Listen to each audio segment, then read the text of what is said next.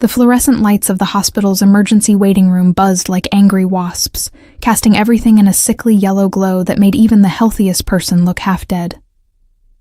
I sat hunched in a plastic chair that had seen better decades, my scrubs still damp with coffee I'd spilled during the morning rush, my hair escaping its messy bun in wild tendrils that stuck to my sweaty neck. The air reeked of antiseptic, old magazines, and the particular desperation that clung to places where people waited for news they didn't want to hear. I'd been on my feet for 16 hours straight, covering a double shift because Sarah called in sick again, and my lower back screamed with every breath. My eyes burned. My hands trembled slightly, not from caffeine, but from the bone-deep exhaustion that comes when you've pushed yourself past every reasonable limit and then kept going anyway. I was invisible here, just another nurse in wrinkled scrubs, one of the nameless faces that kept this place running while doctors got the glory and administrators got the paychecks. The ambulance bay doors crashed open, and I barely looked up. Just another night in Chicago's busiest trauma center, but then I smelled it. Expensive cologne, something dark and woody with notes of bergamot, cutting through the antiseptic haze like a knife through fog. Italian leather followed, the soft creak of shoes that cost more than my monthly rent. The air itself seemed to shift, growing heavier, charged with an energy that made the hair on my arms stand up. I lifted my head. He moved through the waiting room like a shark through water, fluid, predatory, utterly out of place among the sick and wounded. Tall, broad-shouldered, wearing a charcoal suit so perfectly tailored it looked painted on. Dark hair swept back from a face that could have been carved from marble, all sharp angles and strong lines. But it was his eyes that caught me, held me frozen in my uncomfortable plastic chair. Dark eyes that missed nothing, sweeping the room with the kind of awareness that spoke of danger, of violence carefully leashed. 2 men flanked him, thick-necked and silent, their hands hovering near their jackets in a way that made my nurse's instinct scream guns. They moved like soldiers, checking exits, watching corners, creating a buffer zone around their charge. The man in the center, because he was clearly the one who mattered, stopped at the intake desk. Even the way he stood commanded attention, weight balanced like a boxer's, ready for violence at any moment. The receptionist actually stammered. "I need to see Dr. Reeves," he said, and his voice was like whiskey and smoke, low and rough and utterly compelling. Now. Not a request. A statement of fact. I should have looked away. Should have minded my own business. Should have kept my head down like I always did. Like I'd learned to do growing up in the foster system. Like I'd perfected during 3 years of nursing school while working 2 jobs. Invisible. Safe. But I was so tired. So fucking tired that my brain had stopped filtering properly. "Dr. Reeves is in surgery," I heard myself say. "He'll be another 2 hours at least." Those dark eyes swung toward me, and I felt the impact like a physical thing. My breath caught. Up close, he was devastating. Not handsome in any conventional way, but compelling. Magnetic, with a scar cutting through his left eyebrow and another along his jaw that spoke of a violent past. His gaze pinned me to my chair, and I saw him actually see me for the first time. Those eyes tracking from my exhausted face to my stained scrubs to my worn sneakers. Something flickered across his expression. Surprise, maybe. Interest. "Who are you?" he asked. "Nobody," I said automatically, then winced. "I'm Emma Ross. I'm a nurse here." "Emma." He said my name like he was tasting it, rolling it around in his mouth. "What happened to Dr. Reeves? Multi-car pileup on the Dan Ryan. 3 critical patients in the OR." I stood up, swaying slightly, and his hand shot out, fast, so fast, to steady my elbow. His touch burned through my thin scrub top, and I jerked back instinctively. "Sorry. Long shift." He didn't let go immediately. His fingers lingered, warm and possessive, and I saw something dangerous flash in his eyes. "Boss," one of his men murmured urgently. "We should go. Too exposed here."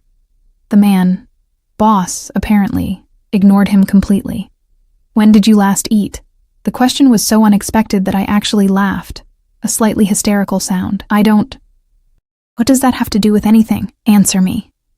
And God help me, I did. Something in his voice made it impossible not to. "Yesterday morning, I think." Before my shift started, his jaw tightened, a muscle ticking beneath the scarred skin. That's more than 24 hours. Yeah, well. I shrugged, trying for casual and probably failing. Welcome to nursing in America. We're all slowly dying on our feet, but hey, at least we have student loans to keep us company. I was babbling. Exhaustion made me stupid, made my mouth run without my brain's permission. His men looked increasingly uncomfortable, shifting weight, hands definitely on weapons now. But he just kept watching me with those predator's eyes, and I couldn't seem to look away. You need to sit down, he said. Before you fall down. I'm fine. You're swaying. The waiting room tilted sideways. My vision grayed at the edges. Shit. I'd pushed too hard, ignored too many warning signs. My knees started to buckle. Strong arms caught me before I hit the ground. He moved faster than anyone that size should be able to move, sweeping me up against a chest that felt like warm steel. That expensive cologne surrounded me, mixed with something uniquely him. Gunpowder and mint and danger. My cheek pressed against silk and muscle, and I felt his heart beating, slow and steady, completely calm despite the chaos. I've got you, he murmured, and the words vibrated through me. When was the last time someone took care of you, Emma? Never. The answer was never. But I couldn't say that. Couldn't admit how pathetically alone I was in this city of millions. So I did something incredibly stupid instead. I wrapped my arms around his neck and held on. Just hug me for a second, I whispered against his shoulder, too tired to care about propriety or consequences, or the fact that this man radiated danger like other people radiated heat. Please. I didn't know what I needed. Comfort. Warmth. Proof that I existed. That someone could see me. Really see me. Even for a moment. He went completely still. I felt it. Felt every muscle in his body lock down. Felt the sudden tension in his men. Felt the waiting room itself seem to hold its breath. His arms tightened around me fractionally, carefully, like I was something fragile that might shatter. Boss, one of the guards started. Quiet, he said, and the single word carried absolute authority. He held me. Right there in the emergency waiting room, in front of God and everyone, this dangerous stranger held me like I was precious. One large hand cupped the back of my head, fingers threading through my hair, and the other spread across my lower back, supporting my weight effortlessly. He smelled like money and violence and something darker, something that should have terrified me. It didn't. For those few seconds, I felt safe. Safer than I'd felt since I couldn't remember. Since before my parents died, maybe. Since before the foster homes and the survival and the endless, grinding loneliness of trying to make it in a world that didn't give a damn if you lived or died. What's your full name? He asked quietly, his breath warm against my temple. Emma Caroline Ross. I was so tired. So tired. Why? Just curious. His hand moved in my hair. Where are you gentle, from, Emma Caroline Ross? Tender. Nowhere. Everywhere. I should pull away. I knew I should pull away, but his heart beat steady beneath my ear, and his arms were so warm, and I was so cold. Always so cold. Foster kid. Aged out at 18. Nursing school on scholarships and spite. No family? Not anymore. Something in his chest rumbled, not quite a growl, but close. How old are you? 23. You? Old enough to know better. There was dark amusement in his voice now, but apparently not old enough to be smart. I finally pulled back, or tried to. His arms loosened but didn't release me completely, keeping me steady on my feet. We were too close, his face inches from mine, and I could see gold flecks in those dark eyes. Could see the exact moment something shifted in his expression. Possession. That's what I saw. Raw, hungry possession. It should have scared me shitless. Instead, my traitorous body went warm all over. I started. Emma Ross. A security guard appeared at my elbow, young and nervous. Dr. Chen needs you in trauma 2. Stat. Reality crashed back. I stepped away from the stranger, and this time he let me go, though his hands lingered until the last possible second. I smoothed down my scrubs uselessly, aware I looked like hell, aware I'd just hugged a complete stranger in the middle of a hospital, aware that his men were staring at me like I was some kind of exotic creature that had wandered into their territory. "I have to go," I said unnecessarily. "I know." He reached into his jacket. His men tensed, I noticed, until they saw what he was pulling out. A business card, heavy stock, embossed. He pressed it into my palm, his fingers closing over mine. "Call me when your shift ends. I don't even know your name." His smile was sharp and dangerous, and absolutely devastating. Dante. Dante Castellano. The name meant nothing to me. Should it? His men exchanged looks that suggested it definitely should. "Okay," I said, because my brain had apparently stopped working entirely. "Dante. Emma Ross." The security guard sounded panicked now. "They need you now." I turned and ran, the business card clutched in my fist, my heart hammering against my ribs. I didn't look back. Couldn't. If I looked back, I'd see those dark eyes watching me, and I'd do something even stupider than I'd already done. I made it to Trauma 2, scrubbed in, focused on the GSW patient bleeding out on the table, but my mind kept drifting back to expensive cologne and dangerous hands and the way he'd held me like I mattered. It was only later, during my break at 3 a.m., that I Googled his name. The results made my blood run cold. Dante Castellano, head of the Castellano crime family. Suspected in 17 murders, though nothing had ever stuck. Controlled most of Chicago's South Side, with fingers in everything from construction to politics. Dangerous, ruthless, untouchable. And I'd hugged him. Asked a Mafia boss to hold me. The business card felt like it was burning a hole in my pocket. I should throw it away. Block the number. Forget this ever happened. Instead, at 6 a.m., when my shift finally, mercifully ended, I found myself in the parking garage, staring at my ancient Honda Civic with its rusted bumper and check engine light that had been on for 6 months. Dawn was breaking over the Chicago skyline, painting everything in shades of pink and gold. My phone buzzed. Unknown number. "Did you eat yet?" I should have been terrified. Should have called the police. Should have done literally anything except what I did. I texted back, "No." The response was immediate. "Where are you?" "Hospital parking garage. Level 3. Stay there." 10 minutes later, a black SUV with tinted windows pulled up beside my car. The back door opened. Dante Castellano looked at me from the leather interior, still wearing that perfect suit, still radiating danger. "Get in, Emma," he said quietly. "Let me feed you."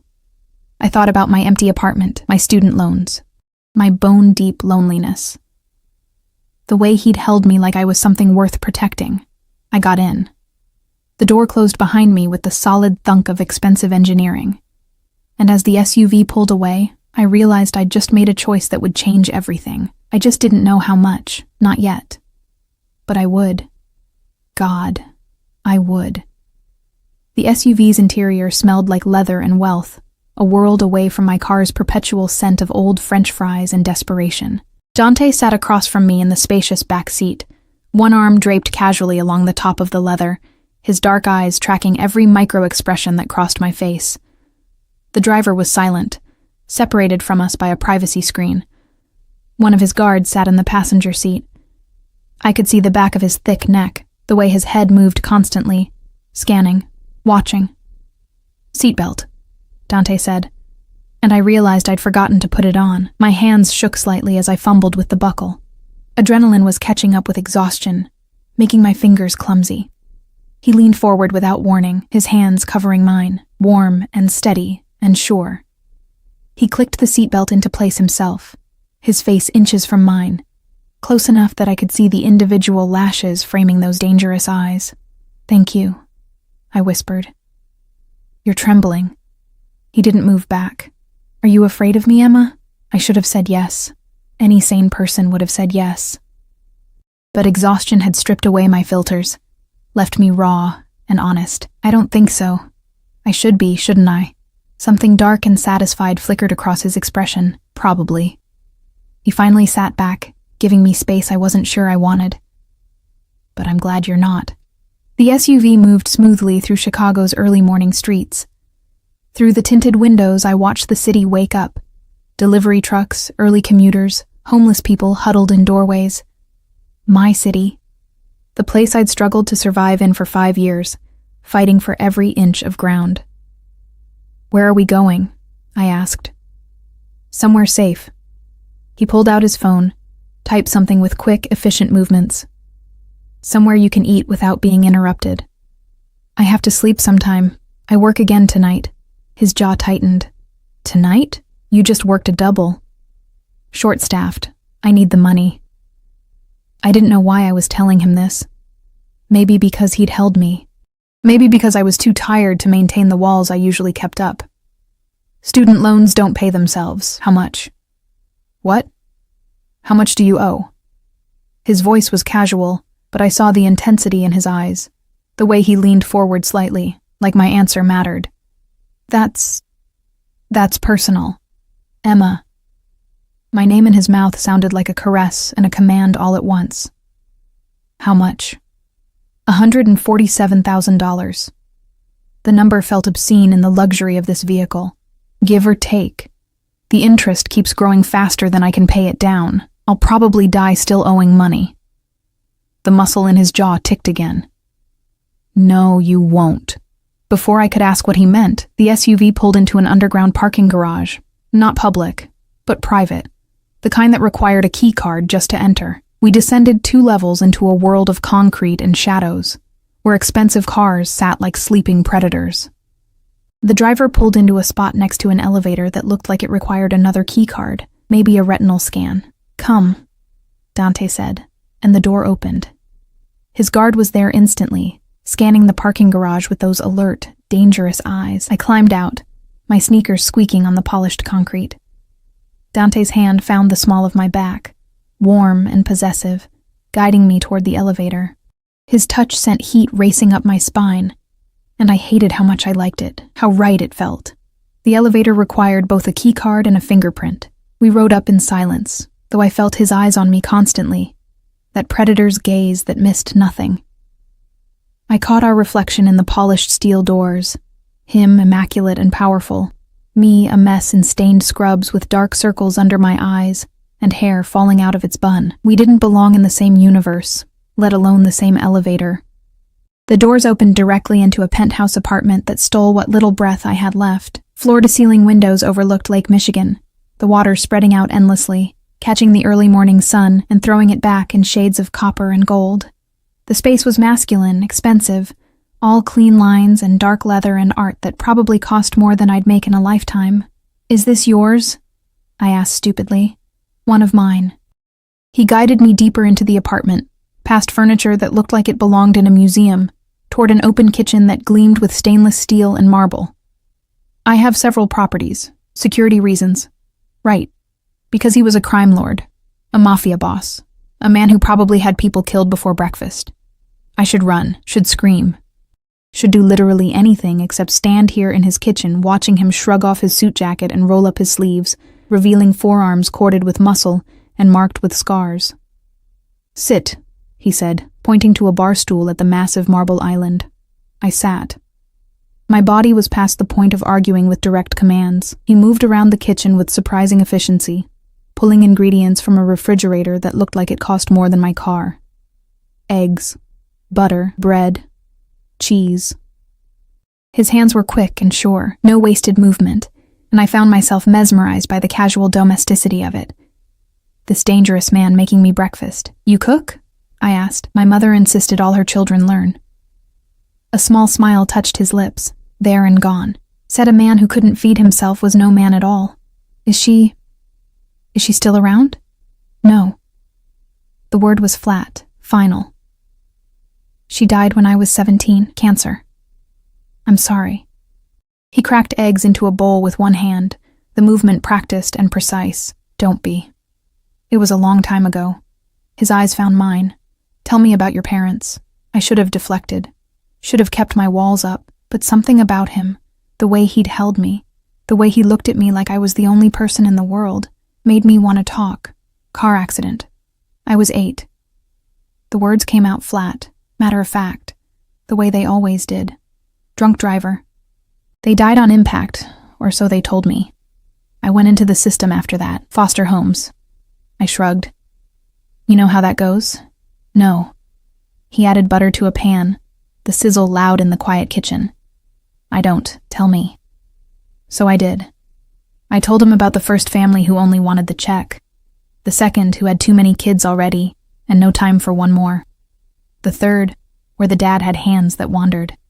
I told him about learning to be invisible, to take up no space, to survive on scraps and willpower, about aging out at 18 with nothing but a garbage bag full of clothes, and a determination to be something more than another statistic. He listened while he cooked, his face impassive, but his hands growing rougher with the ingredients, cracking the eggs harder than necessary, whisking with barely contained violence.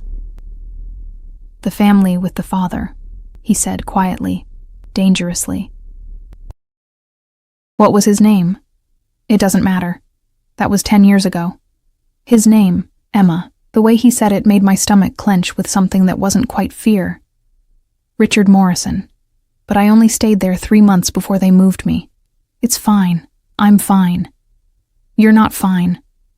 He plated the eggs. Perfectly fluffy omelets with cheese and herbs I couldn't identify. Set one in front of me with toast that looked homemade. You work yourself to death. You don't eat. You don't sleep. You're alone in a city that will chew you up and spit you out without a second thought. I'm surviving. Surviving isn't living. He sat across from me, his own plate untouched, watching me with those intense dark eyes. Eat. I picked up the fork. The omelet was perfect, melting on my tongue, and I realized I was actually starving. I ate like someone who'd just remembered food existed, shoveling it in without grace or manners.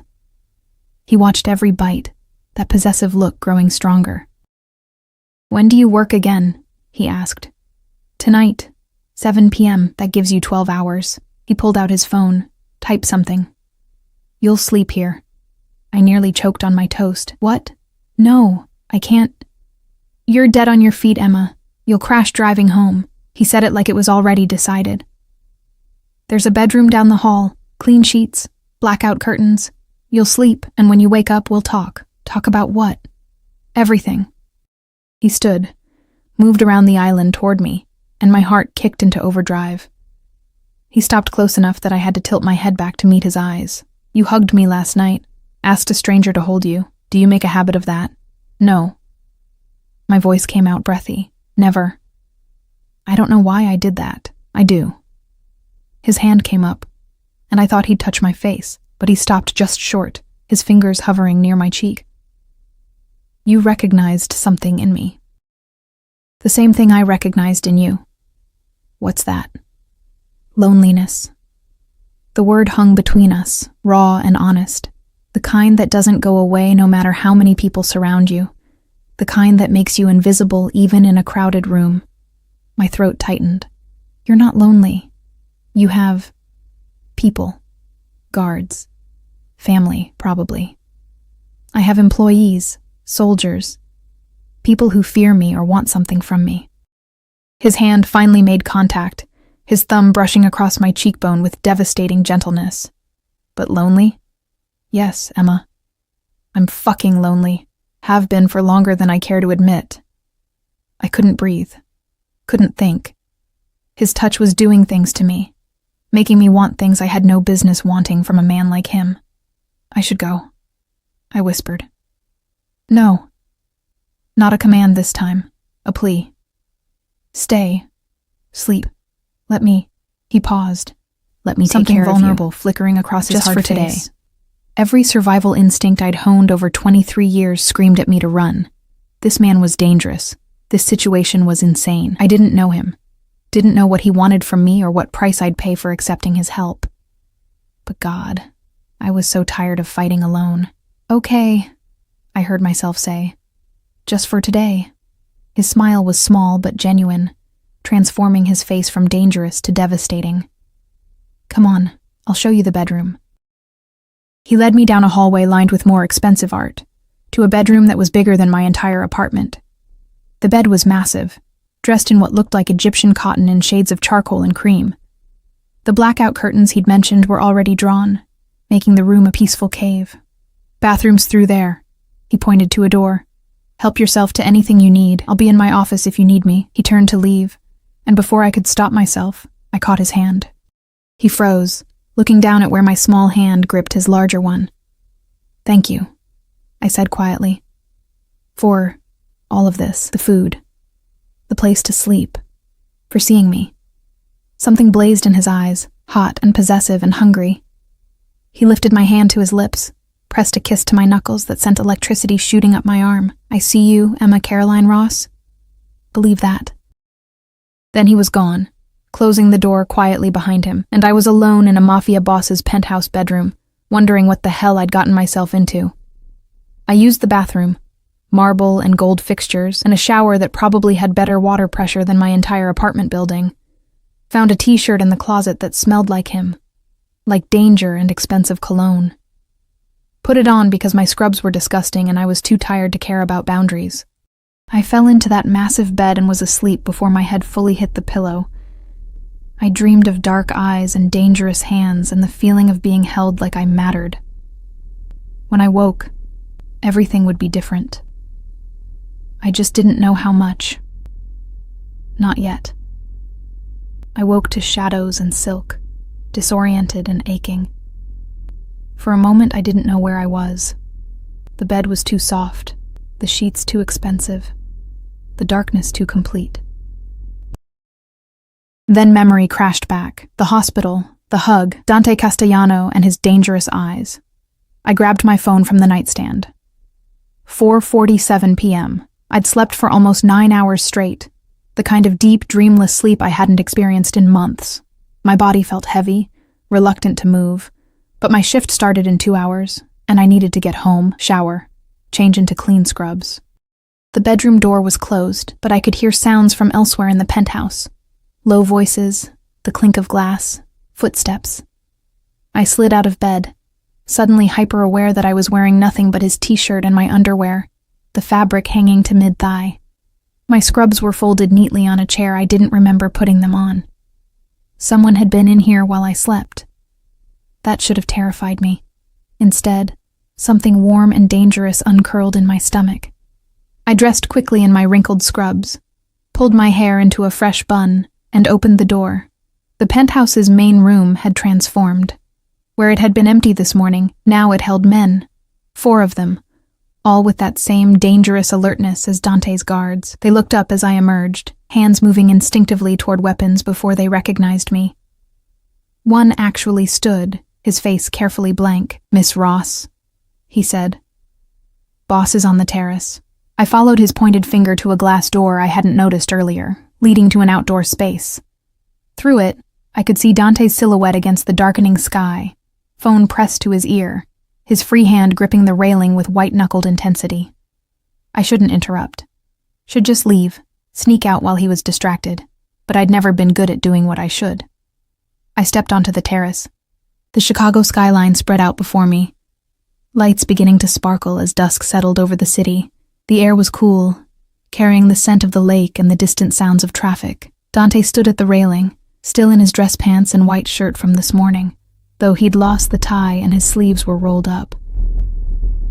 "I don't give a fuck what Marco thinks," he said into the phone, his voice ice cold. "He takes the deal, or I take his territory. Those are his options." A pause, then make him understand. I want an answer by midnight, or things get messy. He ended the call, slipped the phone into his pocket, and turned. Those dark eyes found me immediately, and I watched his entire demeanor shift, the cold violence bleeding away, replaced by something warmer, hungrier. "You're awake," he said. "I need to get home. My shift starts soon." He moved toward me, predatory and purposeful, and I fought the urge to step back. He stopped close, too close, invading my space in a way that should have felt threatening, but instead felt like coming home. "You slept well?" he asked. "Yes, thank you. For everything. But I really should—" "You're not driving." He said it like a fact, absolute and unchangeable. "Marco will take you home, then to the hospital. He'll wait in the parking garage and drive you back here when your shift ends." "Back here?" Dante, you can't afford your apartment. He said it bluntly, without cruelty, just stating a fact he clearly already knew. I had someone look into it while you slept. You're 3 months behind on rent. Your landlord filed eviction papers yesterday. The blood drained from my face. You investigated me? I protect what's mine. He said it simply, like it explained everything, and you became mine the moment you put your arms around me and asked me to hold you. I'm not yours. My voice shook. I don't even know you. You know enough. His hand came up, cupping my face with a gentleness that contradicted everything I knew about him. You know I see you. You know I want to take care of you.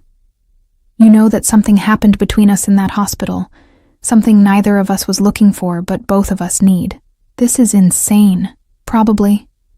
His thumb traced my lower lip, and my breath caught. But you're not running. Why is that, Emma? Because I was tired of being alone. Because he looked at me like I mattered. Because for the first time in my adult life, someone wanted to take care of me instead of taking from me. I couldn't say any of that. I have to go to work. I know. He dropped his hand, stepped back, and I immediately mourned the loss of his touch. Marco will drive you. But Emma?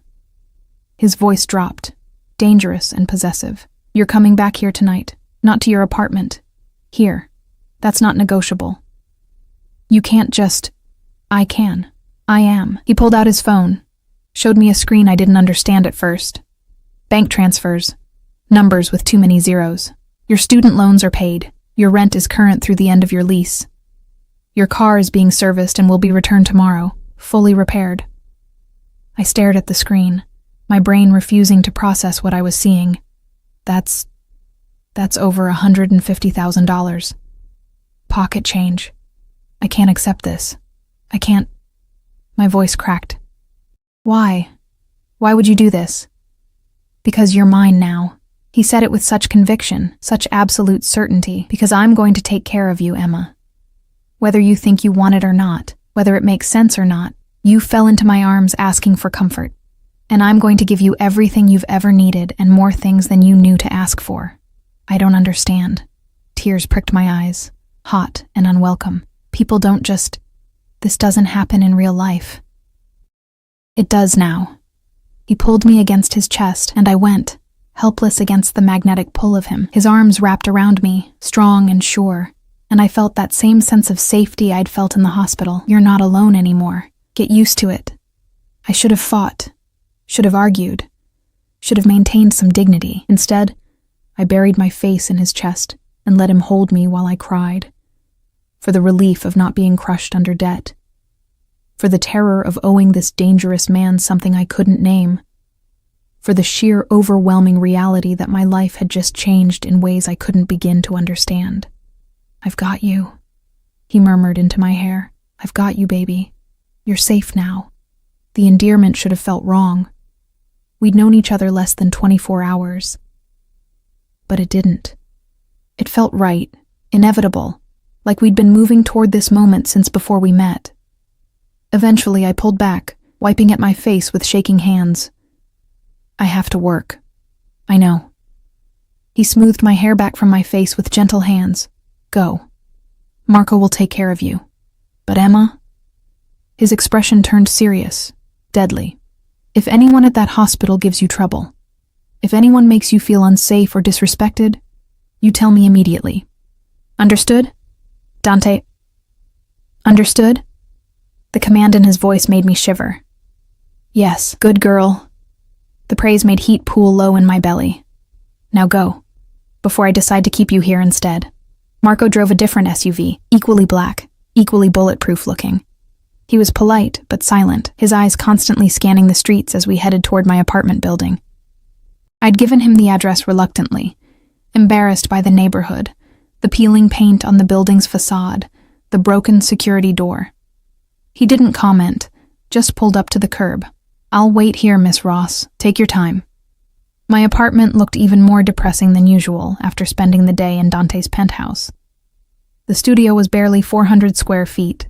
The furniture was secondhand, and the radiator clanked like it was possessed. But it was mine, bought with my own money, survived in through my own grit. Except it wasn't mine anymore, was it? Dante had paid my rent, paid my loans, made me dependent on him with the stroke of a pen. I should have been angry, should have felt trapped. Instead, I felt lighter than I had in years. I showered quickly, changed into clean scrubs, grabbed my bag. As I locked the door behind me, I wondered if I'd ever sleep here again. Marco was exactly where he'd said he'd be. He drove me to the hospital in silence, pulling up to the employee entrance at exactly 6:55 p.m. "I'll be in the parking garage level 3 when you're ready, Miss Ross," he said. "You're just going to wait for 12 hours? Boss's orders." He said it like that explained everything. Maybe it did. I walked into the hospital in a daze, my mind spinning. Sarah was at the nurse's station, looking harried as usual, her blonde hair escaping its ponytail. "Emma, thank God, we're slammed tonight." Then she really looked at me. "Holy shit, you actually slept. You look almost human." "Gee, thanks. I'm serious. What happened? You meet a guy or something?" She said it jokingly, but I felt my face heat. "Or something," I muttered. "Oh my God, you did. Tell me everything. Is he hot? Where'd you meet him?" "Sarah, we're about to start shift." "Emma Ross?" A different voice, male, annoyed. Dr. Morrison, no relation to the Foster family, thank God, stood behind me with a chart. "I need you in trauma 1, now, GSW to the abdomen, bleeding out." Work swallowed me whole after that. The shift was brutal. 3 more GSWs, 2 overdoses, 1 cardiac arrest we lost despite everything we tried. By 3 a.m., I was running on fumes again. But this time there was a difference. Every time I flagged, I thought about the penthouse waiting for me. About Dante's arms. About not being alone. It kept me going. At 4 a.m., during a rare lull, I checked my phone. 7 missed calls from an unknown number. 3 texts. "Did you eat dinner? Emma, answer me. Marco says you haven't taken a break in 6 hours. Go eat something. Now." Even through text, I could feel the command in his words. I should have been annoyed. Instead, I smiled. I texted back, "Busy night. I'm fine." The response was immediate. "That's not eating. There's a bag for you at the nurse's station." Marco brought it. I walked to the desk. Sure enough, there was a bag with my name on it. Expensive, insulated, from a restaurant I'd never heard of. Inside was still warm pasta, fresh bread, a salad, and chocolate cake that looked like it cost more than my hourly wage. Sarah whistled low. "Okay, he's definitely a keeper. Nobody sends food like that unless they're serious." I ate in the break room, every bite reminding me that someone was thinking about me, caring about me, making sure I was fed even when I forgot to take care of myself. It was terrifying and wonderful in equal measure. The rest of the shift passed in a blur. By 7 a.m., I was dead on my feet again, but Marco was waiting exactly where he said he'd be. He opened the door for me without a word, and I collapsed into the leather seat. "The penthouse, Miss Ross?" he asked. I should have said no, should have insisted on my apartment, should have maintained some independence. "Yes," I heard myself say. "The penthouse." His slight smile suggested he'd expected nothing else. When we arrived, the sun was rising again, painting the lake in shades of rose and gold. Marco escorted me up in the elevator. Using his own keycard, I noticed. How many people had access to Dante's private spaces? The elevator doors opened directly into the penthouse. Dante was waiting. He stood by those massive windows, silhouetted against the rising sun, wearing different clothes than yesterday. Dark jeans and a black Henley that clung to his powerful frame. He'd been awake all night, I could tell. There was a tension in his shoulders, an edge to the way he held himself that spoke of violence barely leashed. When he turned and saw me, everything about him changed. The tension bled away. His expression softened. He crossed the space between us in 3 long strides and pulled me into his arms without preamble, without asking permission. I went willingly, my body already learning his shape, already craving his warmth. "You're okay," he murmured into my hair. It wasn't a question. "I'm fine. Just tired." "You ate what I sent?" "Yes." I pulled back to look at him. "Thank you." You didn't have to do that. I take care of what's mine. He said it matter-of-factly, like it was the most natural thing in the world. His hand came up to cup my face, his thumb tracing the dark circles under my eyes. You're exhausted. Come on. He led me to the bedroom, the same one I'd slept in yesterday. But now it felt different, more intentional, like this was becoming our space rather than just a guest room. He sat me on the edge of the bed and knelt in front of me, unlacing my sneakers with gentle, efficient movements. Dante, let me. His eyes flicked up to mine, dark and intense. Let me take care of you. So I did. I let him remove my shoes, let him help me out of my scrubs, his movements clinical, respectful, even though I saw the heat in his eyes. He handed me one of his shirts again, turned his back while I changed, and when I was ready, he pulled back the covers and guided me into bed. Sleep, he commanded softly. I'll be here when you wake up. You don't have to. Emma. My name was a warning and a promise. I'm not going anywhere. Sleep. I wanted to argue, wanted to maintain some independence, some control over this situation that was spiraling into something I didn't understand. But exhaustion won. My eyes were already closing as my head hit the pillow. The last thing I felt was his lips pressing against my forehead, gentle and possessive. Mine, he whispered. Fucking mine. I slept. When I woke this time, it was late afternoon again, the room still dark behind the blackout curtains. But I wasn't alone. Dante sat in an armchair he'd pulled close to the bed, his laptop open on his knee, his face illuminated by the screen's glow. He was working, but his free hand rested on the bed near my pillow, close enough to touch, like he couldn't bear to be completely separate from me even while I slept. Hey, I said, my voice rough with sleep. His head snapped up immediately, the laptop forgotten. Hey yourself, how do you feel? Better. I sat up, and his shirt, because that's what it was now, his shirt that I wore to sleep, slipped off one shoulder. His eyes tracked the movement, darkening with hunger he didn't try to hide.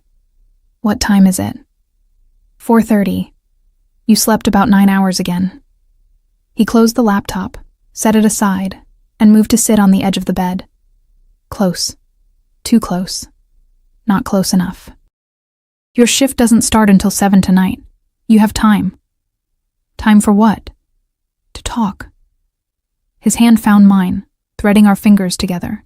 The gesture was intimate, possessive, and sent warmth racing up my arm. About what happens now, my stomach clenched. Dante, you can't keep working these doubles, Emma. You're destroying yourself. I need the money. No, you don't. Not anymore. He said it gently, but firmly. Your loans are paid. Your rent is paid. You don't have any financial pressure anymore. So what? I just quit? Become dependent on you? The words came out sharper than I intended. I'm not some kept woman, Dante. I worked too hard to get where I am. I'm not asking you to quit. His thumb traced circles on the back of my hand. I'm asking you to stop killing yourself. Work normal shifts. Take care of yourself. Let me help you. Why? The question burst out of me, raw and desperate. Why do you care? You don't even know me. This is insane. We met 2 days ago, and you're talking like we're what? He leaned closer, his eyes intense. Like you're mine? Like I'd burn down the entire city before I let anything hurt you? Like I've been waiting my whole life for someone to look at me the way you did in that hospital? That's insane, I whispered. Probably. His other hand came up to cup my face. But that doesn't make it less true. I'm 34 years old, Emma. I've spent the last 16 years building an empire, taking what I want, destroying anyone who gets in my way. And in all that time, no one has ever looked at me like I was just a man. Someone worth holding. Someone safe. You're not safe. My voice shook. You're dangerous. You're a criminal. You probably kill people. I do. He didn't flinch from the truth. I've killed 17 men personally, ordered the deaths of dozens more. I deal in violence and fear and control. I'm not a good man, Emma. I won't pretend to be. I should have run. Should have been horrified. Should have called the police. Instead, I asked, Why did you kill them? Something flickered in his eyes. Surprise, maybe. Respect. Because they threatened my family, my territory, my people. In my world, you protect what's yours or you lose everything. And now I'm yours? I couldn't keep the tremor from my voice. Yes. Simple. Absolute. From the moment you asked me to hold you, you became mine, and I protect what's mine, Emma. Always. I don't understand this. Tears pricked my eyes again. I don't understand how this happened, or what you want from me, or why I'm not terrified right now. You're not terrified because you feel it too. He leaned forward until our foreheads touched, his breath warm against my lips. This thing between us, this recognition. You're just as lonely as I am. Just as tired of fighting alone. Just as desperate for someone to see you. He was right. God help me, he was right. What if I hurt you? I whispered. What if I'm not enough? What if you wake up one day and realize I'm just some broke nurse with nothing to offer? His laugh was low and dark. Emma, baby, you have no idea what you are, do you? His hands framed my face, forcing me to meet his eyes. You're everything. You're light in a world that's been dark for so fucking long. You're softness where there's only been violence. You're mine, and I'm never letting you go. Dante. He kissed me. It wasn't gentle, wasn't tentative. It was claiming, possessive, hungry, his mouth moving against mine with devastating certainty. His tongue traced the seam of my lips, and I opened for him, helpless against the onslaught. He tasted like coffee, and danger, and something uniquely him that made my head spin. I should have pushed him away, should have maintained some boundaries. Instead, I kissed him back, my hands fisting in his shirt, pulling him closer. He groaned against my mouth, a sound that was pure male satisfaction, and shifted us so I was beneath him on the bed, his weight pinning me down in the most delicious way. Mine, he growled against my lips. Say it. Say you're mine. I don't. His teeth found my lower lip, biting gently, and I gasped. God, Dante. Say it, Emma. Yours. The word fell from my lips, inevitable as gravity. I'm yours. The sound he made was almost animalistic. His hand slid under his shirt that I wore, finding bare skin, and I arched into his touch, desperate for more.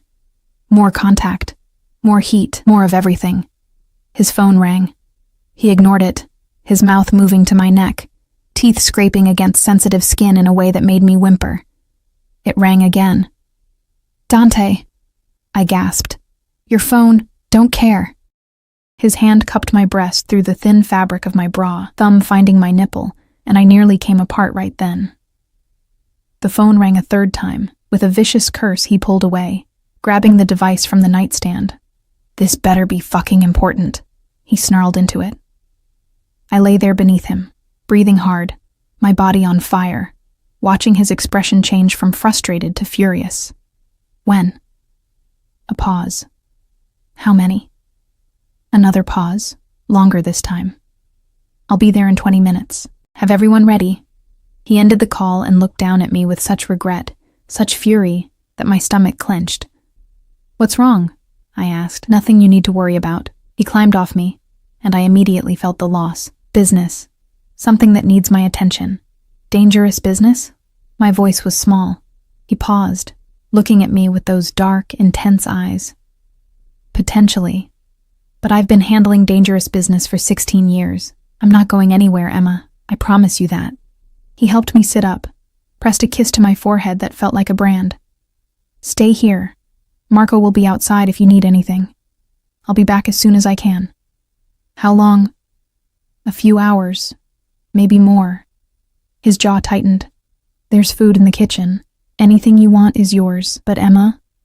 His voice dropped, commanding. You don't leave this penthouse. Not until I get back. Understood?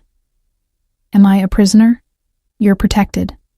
He cupped my face, forcing me to meet his eyes. Someone's been asking questions about you. Someone connected to my world. Until I know who and why, you stay here where you're safe. Fear spiked through me. What kind of questions? Nothing for you to worry about. I'm handling it. He kissed me again, hard and possessive. Stay here. Be safe. I'll be back before your shift starts. Then he was gone. the door closing behind him with a quiet click that sounded like a cell door locking. I sat on the bed in his shirt, my lips still swollen from his kisses, my body still aching for his touch, and wondered what the hell I'd gotten myself into. Hours passed. I explored the penthouse, carefully, guiltily, like I was trespassing even though he'd told me everything was mine. The kitchen was fully stocked with food I didn't know how to prepare. The living room had a view that never stopped being breathtaking. There was a study with floor-to-ceiling bookshelves, and I found myself drawn to it. The books surprised me. Not business texts or crime novels, but literature, poetry, philosophy. A worn copy of The Count of Monte Cristo, with notes in the margins in handwriting I recognized as Dante's. I was curled up on the leather sofa in his study, reading his annotated copy of Dumas, when I heard voices from the main room. "Sure she's the right play, boss?" A male voice, unfamiliar. "She's a nobody. No connections, no family. Using her as bait is... She's not bait." Dante's voice, cold as winter. "She's off limits. Make sure everyone understands that. But if Vitale thinks... I don't give a fuck what Vitale thinks. Emma is mine. Anyone who touches her, anyone who even looks at her wrong, I'll gut them personally. Are we clear?" "Crystal, boss." I sat frozen on the couch, the book forgotten in my lap. Bait? Vitale? What the hell was happening? The door to the study opened. Dante stood there, still in his jeans and Henley, but now there was blood on his hands, not a lot. Just smears across his knuckles, like he'd hit someone. Hard. His eyes found me, tracked to the book in my lap, and something softened in his expression. "You're reading my books," he said. "I'm sorry, I shouldn't have. I like it." He crossed to me, sat on the edge of the couch, close enough to touch. "What do you think?" "I think Edmond Dantes was consumed by revenge." I looked at the blood on his hands. "I think it destroyed him even as he destroyed his enemies. Maybe." Dante followed my gaze to his knuckles. "Or maybe revenge was all he had left. Maybe it was the only thing keeping him alive." "Is that what you are?" I asked quietly. "Consumed by revenge?" "I was." He reached for my hand, and I let him take it despite the blood, despite everything. "Before you. Now. Now I have something else to live for, Dante." That man said. "You heard that." It wasn't a question. "Who's Vitale? Why would he?" "Vitale is a problem I'm handling." His grip on my hand tightened. "He's been moving against my territory, trying to gain ground. Somehow he found out about you." My blood ran cold. "How?" "I don't know yet, but I will." The promise in his voice was terrifying. "And when I do, I'll make sure it never happens again. Maybe I should leave. Go back to my apartment, if being with me is putting you in danger." "No." The word was absolute. "You're not leaving. You're staying right here where I can protect you. I'm not some damsel who needs..." "Yes, you are." He pulled me into his lap, and I went, because fighting felt pointless. His arms wrapped around me, strong and sure. "You're mine to protect, Emma. Get used to it. This is crazy. I know." He pressed his face into my neck, breathing me in. "But it's too late now. You're in this. You're in me. And I'm not letting go. I should have fought. Should have maintained some independence. Instead, I wrapped my arms around his neck and held him back. Just as tight. Just as desperate. We stayed like that until it was time for my shift, wrapped around each other in his study. The Chicago skyline glittering outside the windows. The world closing in around us whether we wanted it to or not. Marco drove me to the hospital again. But this time there was a second SUV following us. More guards. More protection. The weight of Dante's world was closing around me like a fist, and I didn't know whether to feel safe or trapped. Maybe both. The shift was quieter than the previous 2 nights.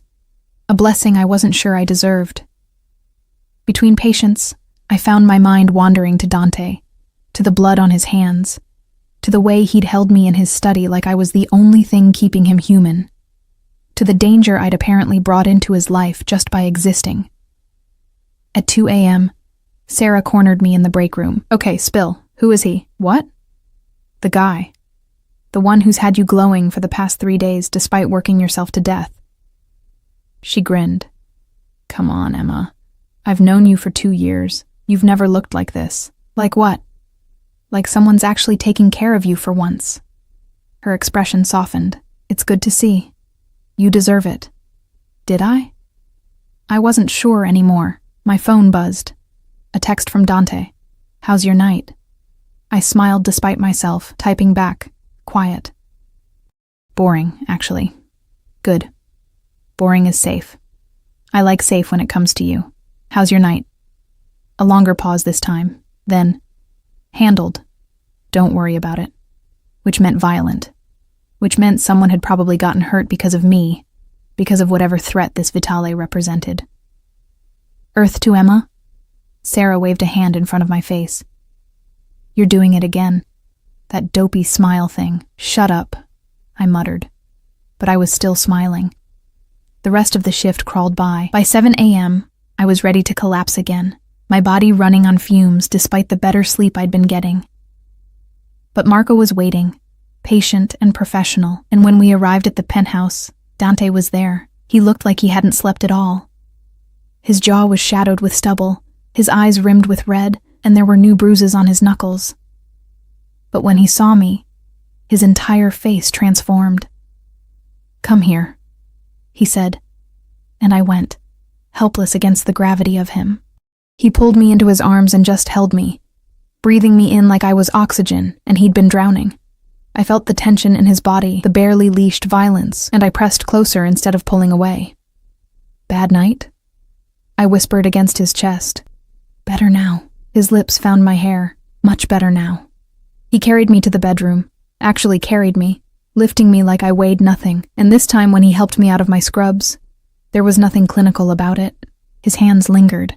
His eyes tracked every inch of exposed skin. The hunger in his gaze made my breath catch. Dante, I know. You need to sleep.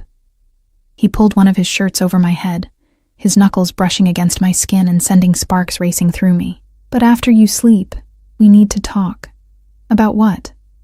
About the fact that you're not going back to that hospital. I stiffened. What? It's not safe anymore. Vitale knows where you work. He could get to you there and I can't. His voice cracked slightly. I can't protect you there, Emma. Not the way I need to. So what? I just quit. Give up everything I've worked for. No. He guided me to the bed, pulled the covers over me. You take a leave of absence. A few weeks, maybe a month. Just until this situation with Vitale is resolved. And then what? Then you go back, or you don't. Or you find something else. Whatever you want. He sat on the edge of the bed, his hand finding mine. But right now, today, I need you safe. Please, Emma. Don't fight me on this. I should have fought. Should have insisted on my independence, my career, my life. But I saw the fear in his eyes. Real fear. Raw and honest. And I couldn't do it. Okay, I whispered. A few weeks. Just until it's safe. The relief that crossed his face was devastating. He leaned down and kissed me, soft and sweet and grateful. Thank you. I'll be right here. Now sleep. And he was. When I drifted off, he was sitting beside me. When I woke hours later, he was still there. His laptop open, but his eyes on me, always on me, like I was the most important thing in his world. The days blurred together after that. I called the hospital and took a medical leave. Not hard to arrange given how many hours I'd been working. Dante's world swallowed me whole. I learned the rhythms of his life, the dangerous dance of power and violence that governed his days.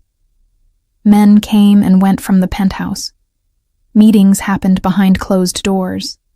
Phone calls were made in Italian, rapid fire and harsh, and through it all, Dante kept me close, protected, cherished. He taught me to cook. Real Italian food, the recipes his mother had taught him. We spent evenings in the kitchen, his hands guiding mine, his body pressed against my back, his voice low in my ear as he explained the proper way to make fresh pasta. He took me shopping, insisted on buying me clothes that actually fit, that made me feel beautiful instead of invisible. He hated when I protested the expense, would kiss me silent, and tell me that taking care of me was his privilege, not my burden. He made love to me for the first time a week after I moved in, slow and careful and devastating. his hands worshipping every inch of my skin, his voice whispering promises in Italian that I didn't understand but felt in my bones. And after, when I lay wrapped in his arms, safe and sated and utterly claimed, he told me he loved me. It should have been too soon, should have felt like obsession or possession or something unhealthy. Instead, it felt like coming home. "I love you too," I whispered back, and felt him smile against my hair. But danger still lurked at the edges of our bubble. Vitale was still out there, still a threat, and I could see the tension in Dante's shoulders whenever his phone rang. The way his men looked at me with a mixture of respect and concern. I was the boss's weakness, his vulnerability, his one soft spot in a world that punished softness. It came to a head 2 weeks after I'd stopped working.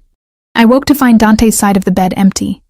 Voices raised in the living room. I pulled on one of his shirts and padded out barefoot, following the sound of argument. "Can't keep her locked up here forever, boss. Vitale's just going to keep pushing until..." "Until what?" Dante's voice was ice. "Until I give her up? Hand her over? That's never happening, Marcus. Never." "I'm not saying give her up. I'm saying use her. Draw Vitale out. We know he wants her, wants to use her against you. Let him think he can get to her, and when he makes his move, no." The word was absolute. "Emma is off limits. Find another way." I stepped into the room. 4 men sat around Dante's dining table, all turning to look at me with various expressions of surprise and respect. Dante stood at the head of the table, and the fury on his face when he saw me made me stop in my tracks. "Emma, go back to bed." "No." I crossed my arms. If this is about me, I deserve to know what's happening. "Emma, tell me." I kept my voice steady despite the fear thrumming through me. "Please, tell me the truth." He stared at me for a long moment, jaw tight, then dismissed his men with a sharp gesture. They filed out silently, leaving us alone. "Vitale found out about the foster father," Dante said finally. "Richard Morrison, the one who touched you." My blood ran cold. "How?" "He has people everywhere. And he found out that Dante's jaw clenched. "I had Morrison taken care of. 3 days after you told me about him." "Taken care of?" My voice came out thin. "You mean..." "I mean he'll never touch another child again." No remorse in his voice. No regret. He deserved worse than what I gave him. I should have been horrified, should have run screaming. Instead, I felt something warm and dark unfurl in my chest. Relief. Satisfaction. Justice. "Vitale is using this," Dante continued. "He's telling the other families that I'm going soft, that I'm making decisions based on emotion instead of business, that I'm compromised, weak. Because of me. Yes." He crossed to me, pulled me into his arms. "But I don't give a fuck what Vitale thinks. You're mine, Emma. Mine to protect. Mine to avenge. Mine to love. And if that makes me weak, then I'll be weak. But I won't give you up. What if..." I pulled back to look at him. "What if I could help? What if we could use me to..." "No." His hands tightened on my arms. "Absolutely not. You're not bait. You're not a pawn. You're mine. And I protect what's mine. But if it would end this, Emma..." He cupped my face, forcing me to meet his eyes. "Listen to me very carefully. I would burn this entire city to the ground before I let anyone use you. I would walk away from everything I've built, everything I am, before I put you in danger. Do you understand?" Tears pricked my eyes. "I don't want you to lose everything because of me." "You're not listening." His thumb traced my cheekbone. "You are everything. The business, the power, the respect. None of it means shit if I don't have you. You're what I was missing my whole life, Emma. You're what makes all of this worth it." "So what do we do?" A slow, dangerous smile crossed his face. "We end this. Tonight. I'm done playing defense." It happened fast after that. Dante made calls, issued orders, and his apartment transformed into a war room. Men arrived, more than I'd ever seen before, all armed, all deadly serious. They treated me with careful respect, calling me Miss Ross or ma'am, their eyes always sliding away from direct contact. I was the boss's woman, untouchable, sacred. Dante wanted me to stay in the bedroom, locked away and safe. I refused. If this was happening because of me, I needed to see it through. We compromised. I stayed in his study, surrounded by guards, while he and his men prepared for whatever was coming. At midnight, his phone rang. "Castellano," he answered, his voice cold, a pause. "Where?" Another pause. "I'll be there in 30 minutes, alone." He ended the call and looked at me with regret and determination. "Vitale wants to meet, just the two of us." He crossed to me, pulled me into his arms. "I have to go, baby. Have to end this. Then I'm coming with you." "No." Yes. I gripped his shirt. "You said I'm yours. That means you're mine too, and I'm not letting you walk into danger alone. Emma, this is different. This is your world. I know." I stood on my toes and kissed him. "But I'm part of your world now, for better or worse. So either we do this together, or we don't do it at all." The conflict on his face was painful to watch. Finally, he nodded, "Together. But you stay in the car. You stay safe. That's not negotiable. Okay." We drove to a warehouse on the south side, the kind of place where bad things happened and bodies disappeared. Marco drove, with 2 more SUVs full of guards following behind. Dante held my hand the entire way, his grip almost painful. "If anything happens," he said quietly, "if this goes wrong, Marcus will get you out. You run and you don't look back. Promise me." "Dante." "Promise me, Emma." "I promise." We pulled up to the warehouse. It was surrounded by Vitale's men, at least a dozen that I could see, probably more inside. Dante's men fanned out, creating a perimeter, hands on weapons. "Stay here," Dante ordered, then kissed me hard and desperate. "I love you." "I love you too." I gripped his hand. "Come back to me. Always." He stepped out of the SUV and walked into the warehouse alone. The longest 15 minutes of my life crawled by. I sat in the car, surrounded by guards, watching the warehouse and praying to a god I wasn't sure I believed in. Then gunfire erupted. The world exploded into chaos. Dante's men rushed the warehouse. More of Vitale's guards appeared from the shadows. The air filled with the sound of bullets and shouting and screaming. Marcus yanked open my door. "We have to go, Miss Ross. Now." "No, Dante's still in there." "Boss's orders." "I have to get you."